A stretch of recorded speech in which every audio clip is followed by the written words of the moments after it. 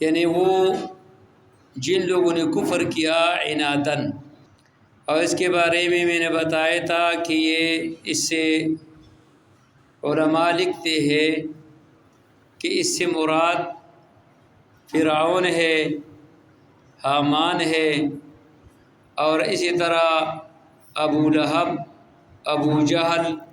عتبہ، شیبہ۔ اس کو معلوم تھے کہ یہ پیغمبر اللہ کے رسول ہے،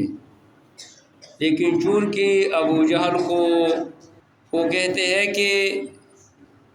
ہم نے بنو ہاشم کے ساتھ ہر معاملہ میں مقابلہ کیا، سخاوت کے میدان میں، جنگ کے میدان میں ہم اس کے ساتھ برابر تھے، لیکن آخر میں بنو ہاشم نے یہ دعویٰ کیا کہ ہمارے پاس ایک پیغمبر آیا ہے جو آپ لوگوں کے پاس نہیں، فینا نبی ولا نبی لکم۔ تو چون کی نبوت تو غیر اختیاری چیز ہے، کسی کی کوشش اور محنت پر موقوف نہیں ہے، تو لہٰذا عنادن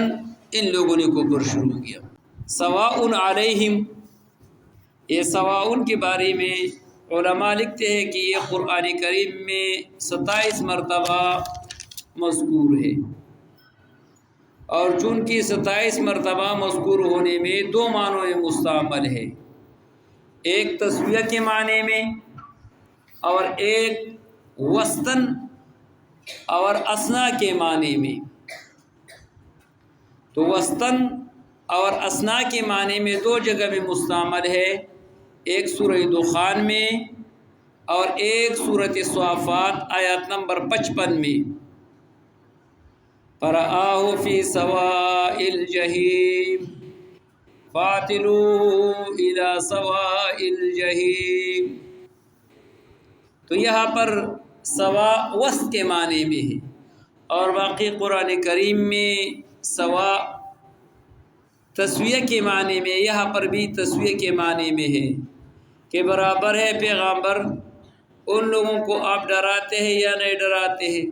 آپ اس کو تبلیغ کرے یا نہ کرے، اس کے لیے برابر ہے۔ علیہم، یہ ضمیر کفاروں کی طرف راجع ہے، نبی علیہ السلام کی طرف نہیں ہے۔ یہ کفاروں کو آپ سمجھائے یا نہ سمجھائے بات نہیں مانتے ہیں، اس کا یہ معنی نہیں ہے کہ آپ اس کو تبلیغ کریں یا نہ کریں تو اس پر کوئی اثر نہیں پڑتے ہیں، مطلب یہ ہے کہ اگر آپ تبلیغ نہ کریں تو تب بھی برابر ہے، نہیں۔ پیغمبر علیہ السلام تبلیغ کرنے پر مجبور تھے، اگر وہ تبلیغ نہ کرتے تو رب العالمین کی طرف سے پھر سزا مل جاتی، تو اس کا مخاطبین یہ کفار ہے۔ اَأَنذَرْتُهُمْ أَمْ لَمْ تُنذِرْهُمْ، انذار کا لفظ قرآن کریم میں 124 مرتبہ ذکر ہے۔ انذار کا معنی ہے الاعلام مع التخویب، یعنی تخویب مع التشویق، یعنی ڈرانا لوگوں کو شفقت کے ساتھ، جیسے باپ اپنے اولاد کو ڈرا دیتے ہیں۔ تو یہاں پر ایک محض تخویب ہے، جو بندہ خبر نہ دے اور ڈرانے کے وہ دھمکی دے، اور ایک انذار ہے، تو انذار میں تخویب مع التشویق مراد ہے۔ یہاں پر قرآن کریم میں لفظ انذار مستعمل ہوا، تبشیر مستعمل نہیں ہوا۔ ایسے نہیں فرمایا کہ تم اس کو بشارت دے یا نہ دے، لا یؤمنون، یہ ایمان نہیں رکھتے۔ اس کا 3 وجہ علماء نے نقل کیا ہے۔ ایک وجہ تو یہ ہے کہ یہ ان آیاتوں کا تعلق کفاروں کے ساتھ ہے اور کفاروں کے لیے تبشیر نہیں ہے، وہ انذار ہے۔ دوسرا وجہ یہ ہے کہ یہاں پر لفظ تبشیر نہیں لایا بلکہ لفظ انذار لایا۔ اس کا بنیادی وجہ یہ ہے کہ انذار میں اثر زیادہ پائے جاتے ہیں بشارت کے مقابلے میں، اور تیسرا وجہ یہ ہے کہ تبشیر کے لیے بنیادی چیز انذار ہے۔ جب پہلے انسان کے دل میں خوف آ جاتے تو تب وہ اللہ کے قانون کے لیے وہ تیار ہوتا ہے۔ لا یؤمنون لا یصدقون، یہ تصدیق نہیں کرتے ہیں، یہاں پر یعنی یقین جازم نہیں کرتے ہیں۔ یہ ایمان، یہ کفری عقیدہ جو دل میں راسخ بن جاتے تو اس کو بھی ایمان قرار دیا ہے۔ یوم لا ينفع الذین کفروا ایمانہم، یعنی کافروں کو اپنی ایمان اس وقت پیدا نہیں دیتے ہیں، کیونکہ ان لوگوں کو بھی اپنے باباؤں پر اور اپنے شریکوں پر تو اعتقاد تو تھی، عقیدہ جازم تو تھی، تو اسی عقیدہ جازم کو قرآن کریم نے ایمان قرار دیا۔ لہذا ایمان کے لیے شرط ہے کہ بندہ دل سے بھی تصدیق کرے اور زبان سے اقرار کرے اور جسم کے ذریعے سے عمل کرے۔ محض تصدیق قلبی قابل قبول نہیں ہے، ورنہ ابو جہل، ابو لہب یہ رسول اللہ صلی اللہ علیہ وسلم کو دل سے سمجھتے تھے۔ یہ جو ابی بن سلول وغیرہ جتنے منافقین تھے وہ جانتے تھے کہ اللہ کے پیغامبر ہے۔ یہود کے بارے میں ہے اللہ تبارک و تعالیٰ فرماتے ہیں یعرفونہم کما یعرفون ابناءہم، یہ پیغامبر ایسے جانتے ہیں جس طرح اپنے بچوں پہ شک نہیں کرتے، تو اسی طرح اسی پیغامبر کی نبوت پہ بھی شک نہیں کرتے۔ لیکن محض تصدیق قلبی ایمان کے لیے کافی نہیں ہے، بلکہ ساتھ زبان سے اقرار بھی چاہیے اور ساتھ ساتھ عمل بھی چاہیے۔ ہرقل کے بارے میں نے کل بتایا تھا کہ جب وہ رسول اللہ صلی اللہ علیہ وسلم نے ہرقل کو خط بھیجا تو اس زمانے میں ہرقل فلسطین میں موجود تھے۔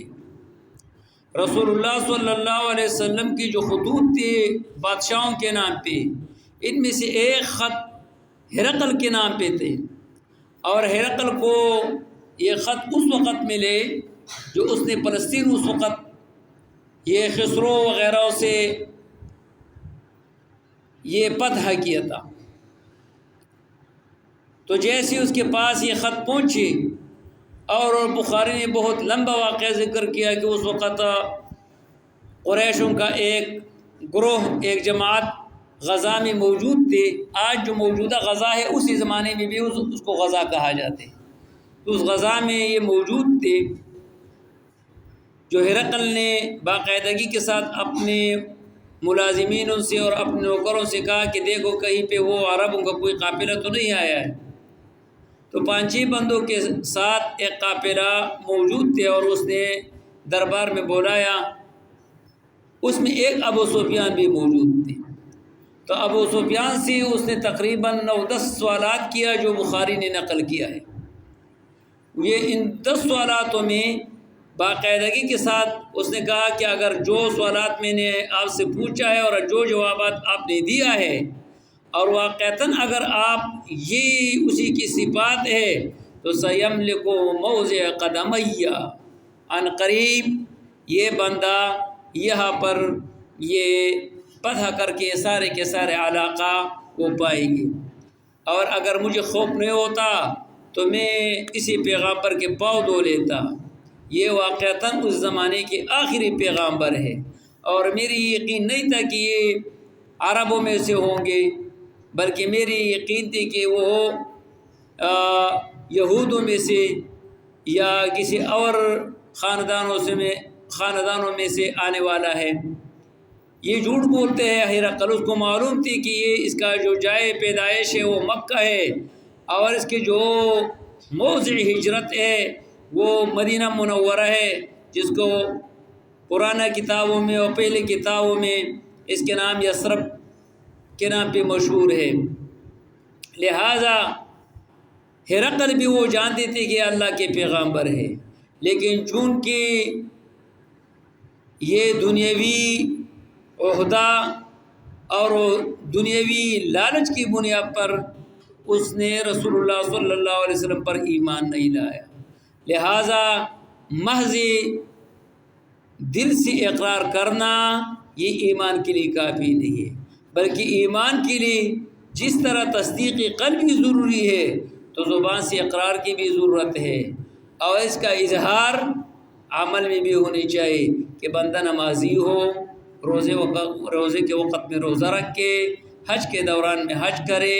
عمرے کے وقت میں عمرہ ادا کرے، اور اسی طرح جو باقی ارکان ہے، معاشریات ہے، اخلاقیات ہے، جو رسول اللہ صلی اللہ علیہ وسلم نے امت مسلمہ کو بطور پیغامبری پیش کیا، اس پر وہ ایمان رکھتے ہیں تو وہ عملاً اس پر عمل کر لیتے ہیں تو وہ بندہ مسلمان ہے۔